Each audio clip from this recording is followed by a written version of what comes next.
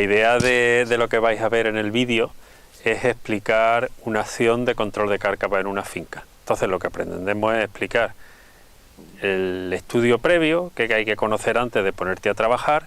Explicaremos los tipos de diques que hemos implementado en nuestra finca y veréis un poco cómo se han ido haciendo uno detrás de otro. Una idea muy importante a la hora de hacer una actuación de control de cárcava es ser consciente que hay que adecuarse a la realidad de la finca.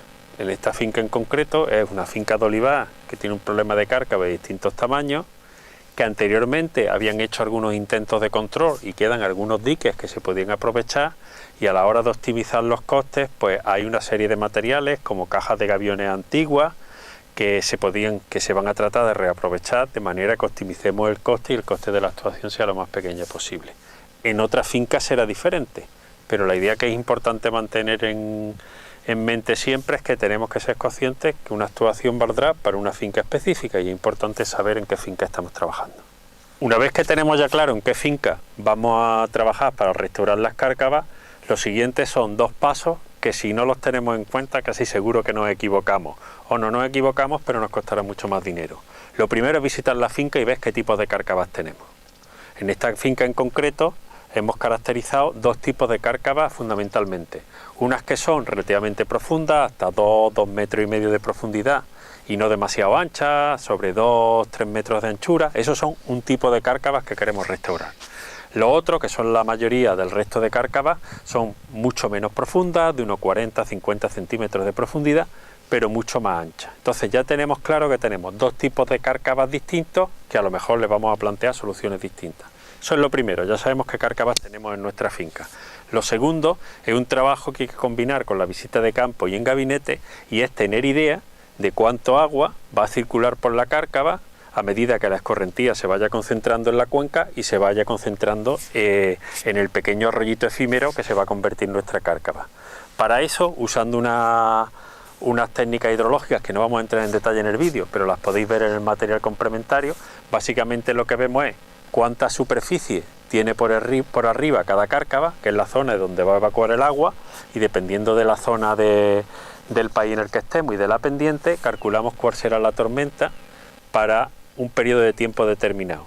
Normalmente usamos la tormenta que ocurrirá al menos una vez en 25 años. Eso es lo que se llama periodo de retorno. Periodo de retorno de 25 años significa que al menos esa tormenta ocurrirá al menos una vez en esos 25 años. Periodo de retorno más grande serían tormentas más grandes, pero con este periodo de retorno de 25 años es con el periodo de retorno que normalmente se diseñan las estructuras en medio agrícola. Es un compromiso entre una estructura que sea suficientemente estable, pero que no sea demasiado grande ni demasiado cara de construir. Y a partir de ese trabajo lo que sacamos es un mapa en el que se ve el caudal que va a circular por cada una de las cárcavas que hemos identificado en la finca.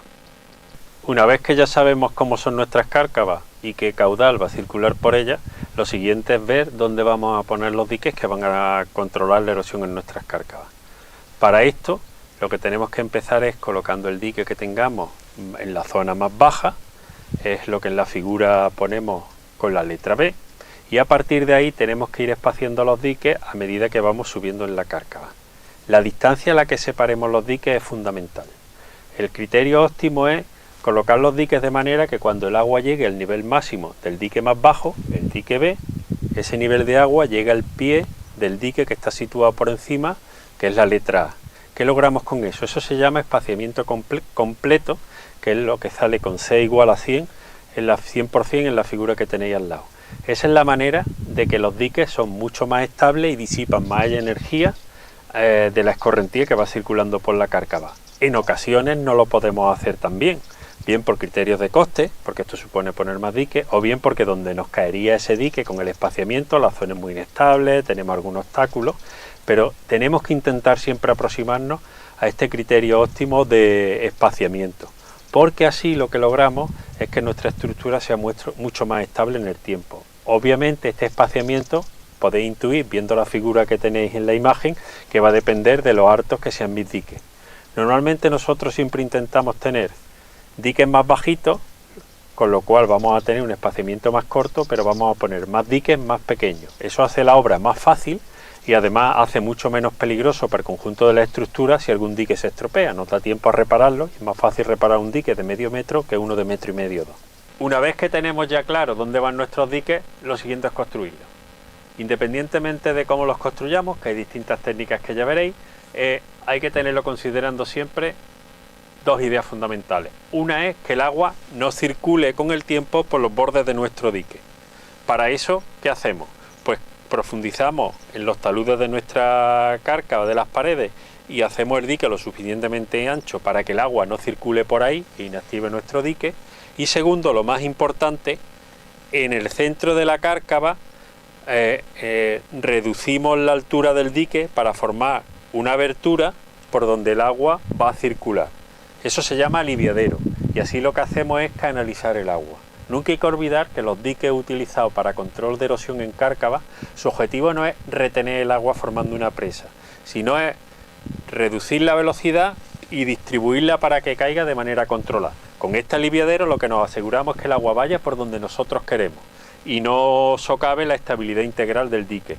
Y el segundo elemento que es fundamental y no debe faltar en ningún dique es poner lo que se llama un cuenco de amortiguación. Eso es algo tan simple como, por ejemplo, esa lengua de piedra cogida con malla de gavión que veis a la caída del aliviadero, cuyo objetivo es evitar que el agua al caer erosione la base de la cárcava, sino lo que hace el agua al caer ahí es que disipa la energía y circula de manera controlada. Este cuenco de amortiguación hay que darle una altura que debe ser aproximadamente 2 veces la altura del dique.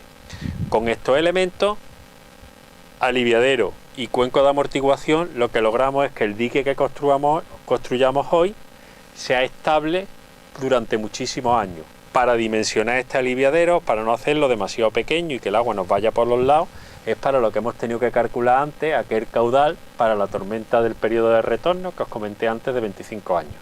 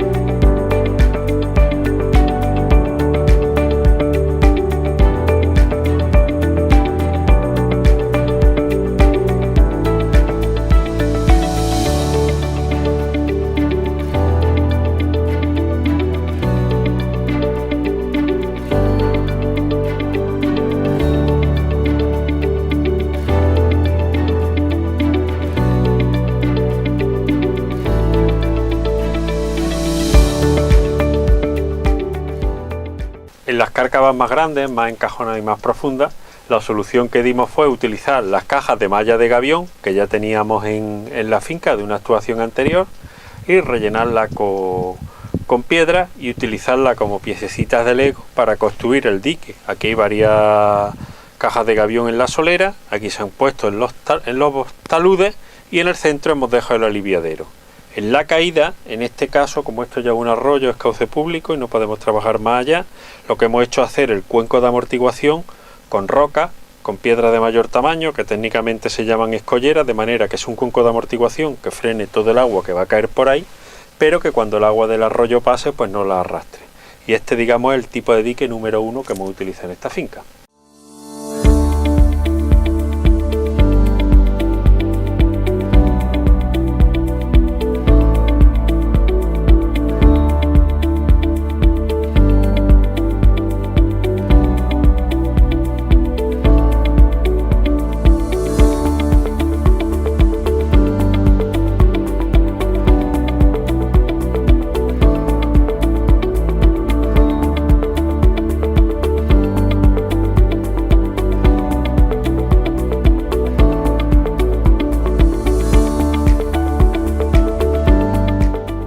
El tercer tipo de dique que hemos incorporado en esta finca no es nuevo, sino es básicamente la reparación de los diques que se hicieron en una actuación de hace unos años.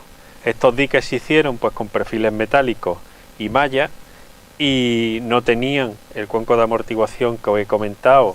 La malla era un poquito débil y se habían vencido, y los que estaban en su lugar era mucho más operativo restaurarlos que quitarlos y poner uno nuevo, que son lo que veis aquí en este ejemplo. Lo que veis básicamente es que hemos reparado con malla de gavión y otra malla el dique, el aliviadero lo hemos hecho más ancho para que funcione mejor, como hemos explicado anteriormente, y hemos colocado un pequeño cuenco de amortiguación para que la base de estos diques no se socave y sea muchísimo más estable. Y si tenéis una visión a lo largo de esta cárcava, veis cómo hemos ido alternando diques antiguos reparados con diques nuevos, y como veis hemos alcanzado ese solape entre diques que es casi el óptimo para que haya la máxima disipación de energía en la cárcava. Si queréis, vamos a recapitular lo que ha supuesto hacer la actuación de cárcava en esta finca en términos de trabajo y de materiales. Ha sido necesario comprar la malla de gavión, que viene en un rollo para los diques aquellos que hemos ido envolviendo la bola en piedra, la bola, que la hemos utilizado para las cajas de gavión, y los diques envueltos en malla de gavión. Ha sido necesario traer también la roca grande, la escollera, para la caída de los diques grandes que tenían muchos saltos. Ha sido necesario también alquilar una pala, porque ha sido necesaria para mover sobre todo las rocas grandes y colocar la roca pequeña a lo largo que hacíamos la obra. Ha sido necesario comprar también la roca pequeña, y por último ha sido necesario la aportación de varios peones que proporcionó la finca para ir haciendo todas estas actuaciones.